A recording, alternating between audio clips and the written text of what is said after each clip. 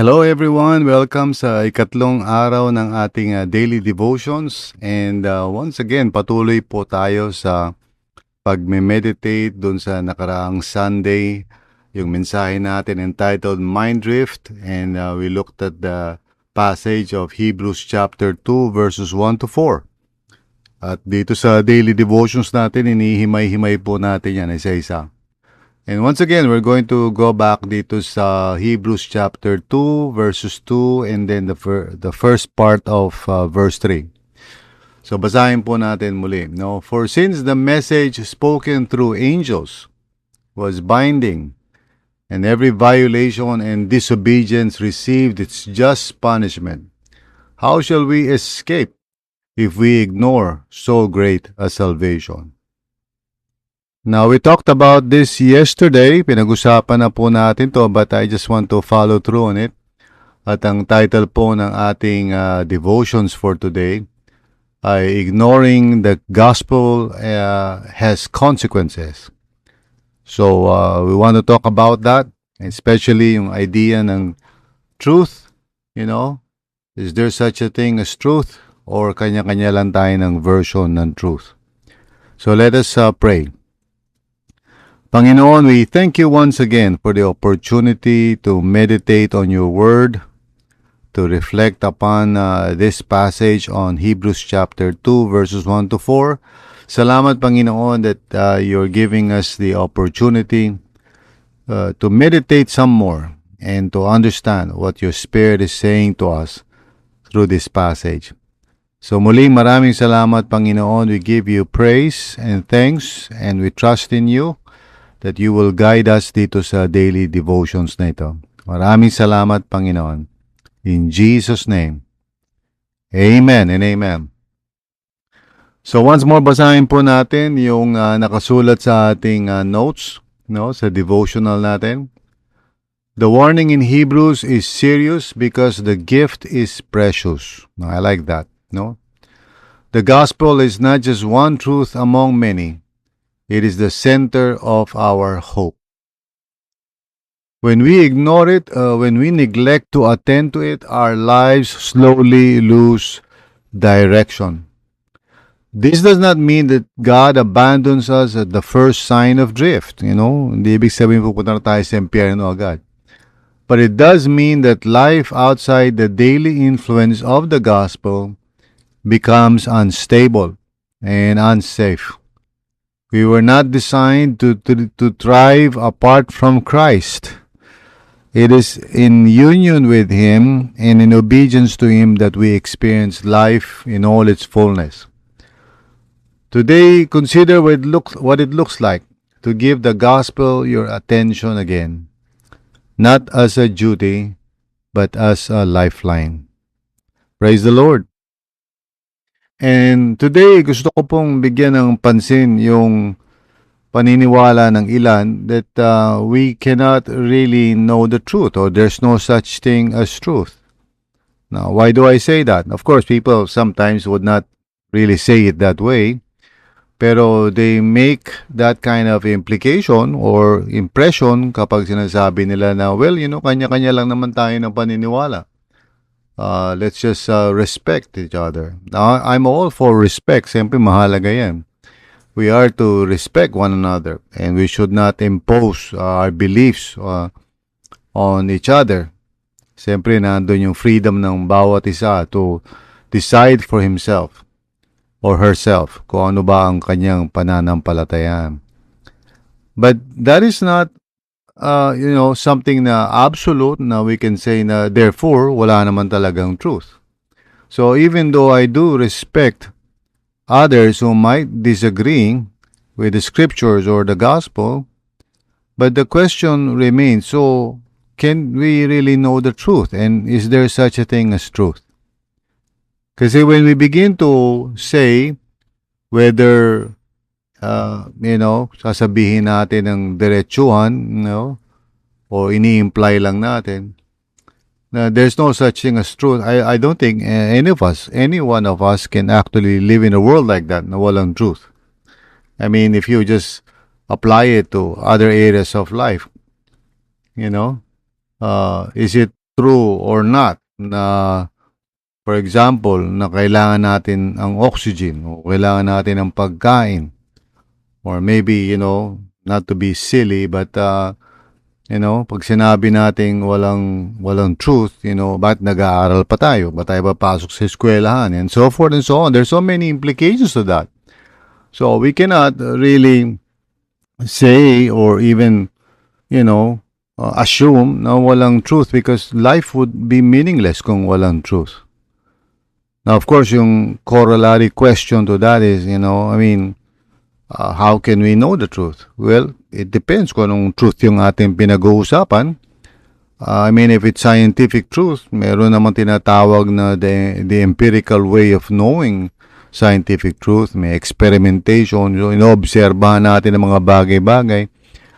If it keeps repeating itself, then we assume na we describe it. Yun yung scientific method, and we just describe it. Well, if this happens, that happens, and so forth, and so we can say, the reason why that happens is because this happens, and so forth.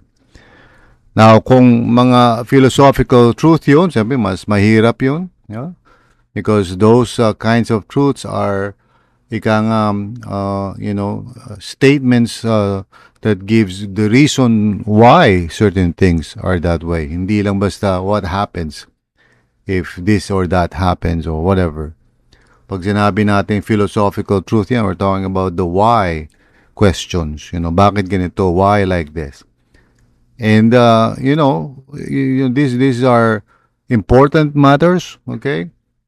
Hindi natin pwedeng sabihin na, well, bakit pag pinag-uusapan pa yan? Because we are, as human beings, we're looking for meaning, for purpose. Naghahanap tayo ng explanation sa mga bagay-bagay. Di ba? Kahit ang isang bata, pag bagong panganak, laging bukang bibig niya, bakit? Bakit, di ba? Because we are human beings, and we aspire to know things and why such things are, occurring, and so forth and so on. Now, when it comes to personal truth, siyempre, nakadepende yun doon sa tao, not just observation. You're not just testing a person to know about a person, and you're not just nag-philosophize ka doon sa tao. You have to ask the person to know the truth about that person. For example, yung thoughts niya, how do we know what is in a person's mind? Well, we ask. We cannot just assume based on na-obserbahan natin. We have to ask. Now, I say these things, siguro isipin niyo parang napaka-ano naman yan, napaka-tedious naman yan, napaka-hirap naman yan. But really, these are important things. And pertaining to God Himself, how do we know what is in God's mind and in God's heart? Of course, He has to tell us. He has to reveal those things to us. And, of course, pag sinabi natin, how do I know the truth? About what? If it's about God, then we have to listen to Him. And the Bible is clear, as we have, read it in the scriptures, kahapon, last Monday, kahapon, and today. Okay, God speaks. Okay, God can tell us the truth. And His Word is truth. Now, of course, may kanya-kanyang haka-haka mga tao, how would we know scriptures and so forth? So that's a different arena, di ba? How do we know that the Bible is true? And siyempre, hindi tayo pwede maging dyan, parang paikot-ikot. We cannot say, well, the Bible is true because the Bible says it's true. So parang ikot-ikot lang yun, di ba? We have to go into a historical, truth examination. So, iba naman yun, historical truth. Kasi, basically, how do you know that something is true if it happened a long time ago? Dahil hindi mo naman pwedeng eksperimentohan yun. Right?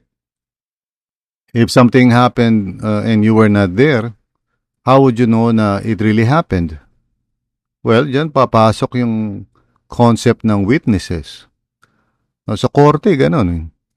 How would you know kung talagang siya yung pumatay o talagang siya yung guilty person? Well, di na natin pwedeng balikan yung situation at ulitin. Tapos na yun It's in the past. So how would you know na, it really happened? Well, you look for witnesses, you look for evidences, all right? And so when you ask the question, how do I know if the Bible is really reliable? That's a historical question. And you have to go back, no, to the witnesses, to the evidences, to the actual scriptures themselves, who wrote them, when, and so forth. Were they telling, details that no one can know except if you're living during that time, and so forth and so on. So sa madaling salita, okay, going back to the original question, is there such a thing as truth? O kunyari, may mga tao naniniwala, wala namang absolute truth, kanya-kanyang paniniwala tayo. Like I said, it's a world that no one would like to live in. Kasi kung walang truth, there's no reason to live. Kaya nga pag ang mga tao nasa ganong klaseng mindset, well, there's no hope, di ba? How would you know if everything else is an illusion, di ba? Walang truth. Now, the second question na tatanungin ng mga tao, okay, let's assume na meron truth. How would I know kung ano yung truth? Again, it depends kung ano yung truth na hinahanap natin. Right? So, not repeating myself, but basically saying na the gospel is truth because as we are going to read on in the passage, Jesus himself declared it and proclaimed it, and he would never lie. I mean, for those who may, perhaps hindi sila Christian, but if you ask them, or if I ask them, what do you think about Jesus? At the very least, sabihin mo, well, Jesus is a righteous person, kahit di ka naniniwala that He is the Savior, He is God. At the very least, hindi mo siya isipin na he's a bad person. He's a good person. And as a good person, He would not lie. No? You cannot use the word good and then at the same time apply it to a person who's lying. So, even at that level of sabihin natin, parang yun lang ang ina-expect mo kay Jesus. But the Bible says Jesus was the one who proclaimed this truth, this message called the gospel. And so ignoring that, assuming there's a truth, and that truth can be, determined by going into the scriptures. And if it is indeed so, that is the truth, the gospel, then ignoring it will have its consequences. Kaya ang sinasabi ng author na sa verse 3 na, how shall we escape if we ignore so great a salvation? So the revelation of God through His Son, Jesus, which is recorded in the scriptures, which we can verify to be the truth, dahil mayroong mga witnesses and all of that. If you ignore that, okay, now sure, it's still by faith. Kasi wala ka naman doon eh. Wala naman ako doon. Admittedly, we cannot be parang dogmatic and say, well, ito talaga yung truth kasi ayot sa gusto mo. Well, we can say na, it's reasonable and logical that I would put my faith in what the scripture says. Even though wala ako doon, there were those who were there, who saw it, who experienced it, who were with Jesus, and so Jesus said that according to them, they testified that this is what Jesus said. He said that those who believe in Him will have eternal life. He also said that the scriptures are true. And so that's the reason why I believe in the Old Testament, because Jesus said so. And I believe in Jesus. And I believe in the other Gospels and the letters because Jesus said He's going to make sure that His disciples would remember what He told them, and so forth and so on. So it's all about Jesus for me. And I believe Jesus is, who He says He is. Now, yung pagkaalam natin about the existence of Jesus is not just in the Bible, it's everywhere. It's in the historical books. Even those who do not believe in Him acknowledge that there was this person named Jesus. So, historically speaking, there's no denying that Jesus actually lived in the first century. Now, of course, yung mga sinabi niya, yung ginawa niya, yung tinuro niya, at kung ano yung mga sinabi ng mga kanyang followers, especially afterwards, siyempre, it's all by faith. That's true. And I would not deny that. But really, the truth is, lahat naman ng bagay by faith. Even yung pagsakay mo sa bus is by faith. We don't know exactly, absolutely, na yung bus na yung makakarating sa pupuntahan niya. You're just relying, and it's only logical to do so. Dahil, kunyari, kung malaki ka naman nagbaba, so you're assuming na yung bus na sasakyan mo will reach its destination. It's just logical and reasonable. Hindi ka naman nagiging absurd. Right? So that's how we live our lives. It's always by faith. Amen? It's not something na parang, hindi natin ginagamit yung faith muscle natin sa ibang bagay pagdating lang sa religion o sa Christianity. No, we use faith all the time sa lahat ng bagay. No? So therefore, the point that I'm trying to say is that there is such a thing as truth, and we can know it. The truth is the gospel. We know that to be so because there's a historical basis for it, as well as a personal basis because Jesus spoke about it and revealed it, and he said his word is truth. So it's very reasonable, very logical for a person to be able to say, okay, I believe in this. And here's the point: if it is the truth, tapos I ignore it. And so the author is saying, look, if you ignore it, there is going to be some serious consequences to that. There is no escape. If it is the truth that Jesus said, I am the way, the truth, and the life, to ignore that is not a simple thing. You are basically choosing not to honor what Jesus said. And so that, of course, will have its consequences in life. Kapag namuhay tayo sa mundo na parang, nasa isip lang natin yung mga bagay-bagay but we don't really live it out. We're just parang mga nominal believers. Well, we would experience that in our lives, yung consequence nun. And if we persist in that, if we persevere in that kind of unbelief, then there's nothing to hope for and there's no assurance. Because the only real assurance that anyone can have in this life and in the next is Jesus. Apart from him, there is no other assurance. He is the hope of the world. Amen. So please reconsider that. Think about that. Maaaring hindi mo sinasadya. Maybe you have been drifting away. Di-distract ka ng mga temptations in the world. But here's my advice to you. If the gospel is truth, and I do believe it is, then you know very well that if you keep on ignoring it, you will reap what you sow. And there will be death all around you in your life. Death in your relationships, death in your dreams, death everywhere, even in your own internal emotional life. Not necessarily physical death agad.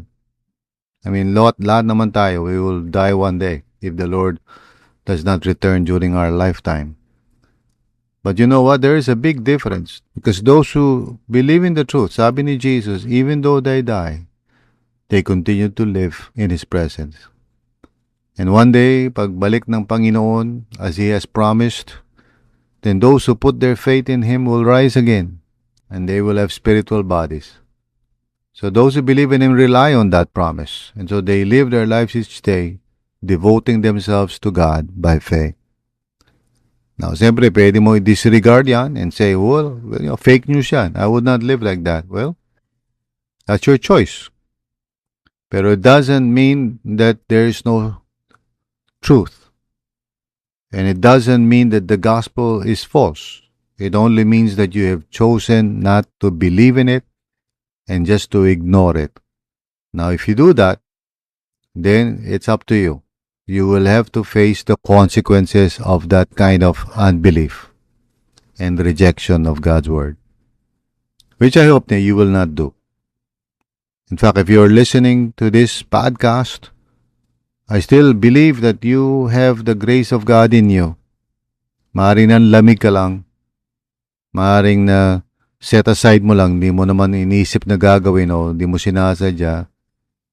But there's always an opportunity to recenter yourself again to the truth. Come back to the truth. Live according to the truth, so that you may experience life in all its fullness. Amen. Here's the suggested prayer. Jesus, remind me of the greatness of salvation you have given. Keep me close to you. And that's a good prayer. So manalangin tayo. Panginoon, help us not to be deceived by the world.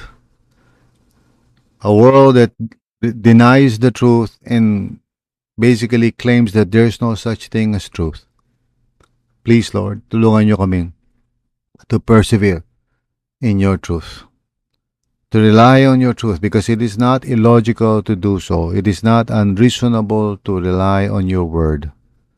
It makes a lot of sense, Lord. Of course, it's not just about sense, it's about faith. So help us, Panginoon, to live by faith each day, trusting in your word. And we know that you will vindicate us, Lord. And one day, Lord, it would be made known that those who believe in your word were the wisest people of all. Maraming salamat, Panginoon. It is in Jesus' name we pray. Amen and amen. Now, brothers and sisters, before I sign off once again, let me remind you to visit our Church Center app. You can go to online.rlcc.ph if you already downloaded the app. I mean, if you have not yet downloaded the app. If you want to download the app, you go to app.rlcc.ph para nando na sa phone ninyo yan. But here's the thing that I want to encourage you to do. If you are an RLCCian, if you're a member of RLCC, if you are a worker in ministry, if you are a lay leader, if you are a staff, a pastoral staff, please visit po ninyo yung mga portals po natin sa Church Center app, because we want to be aligned together as one people of God, and we want to be accountable. I've placed there mga strategic goals natin for the quarter na pagsasama-sama natin, pagtutulong-tulungan. Together, bawat tao sa RLCC, together, let's hold each other accountable and let's fulfill, a strategic goal for the quarter. Now, depending kung sino kayo, if you're a member, I hope you will help us by inviting at least one person each week. Nilagay ko yan doon sa members portal. If you are a worker, na magpaumpisa ka ng isang basic tag, at least once a week, mag-invite ka ng mga tao to join you in a tag. So, you can read all of those things na sa portals yan. Please visit. Again, hindi lahat ng portals ay ma-access mo. It depends on your role in RLCC. But my exhortation, please, is let's go there for official coordination. By official, I mean, yun mismo yung source of truth. Now, of course, you can, continue using Discord or text or WhatsApp or Twitter, whatever it is na ginagamit nyo ngayon, and it's all right. But for official coordination and communication, we are using the Church Center app. So please go there as often as you can, all right? Just to keep yourself updated and aware of what's going on sa ating church. So maraming salamat at mag-ingat po kayo. I would continue to pray for you as you pray for me as well. Ingat po tayong lahat. Let's walk with dedication and devotion to our Lord and Savior, Jesus Christ. God bless.